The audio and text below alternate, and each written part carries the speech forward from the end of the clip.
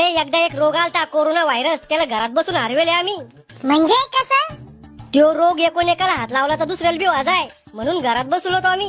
आणि बाहेर गेलं तर काय वाजाय? पोलीस ढुंगावर रट्टे द्या जाय ना. घरात बसणं काय मोठी गोष्ट आहे? तुले काय माहित किती मोठे संकट होतं घरात बसणं. कोरोनाच्या काळात भारताची लोकसंख्या वाढली. अरे ब्युटी पार्लर बंद होते तर बायाला दाढे आलत्या, नवरा बायकोला ओळखत नव्हता. पराती वाजून कोरोना पळवेले आम्ही.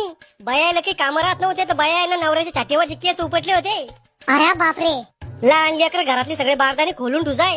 मग सरकारनं काही केलं नाही का? सरकारनं वॅक्सिन बनवली आणि दुसऱ्या देशाला दिली. मग आपल्या देशाला?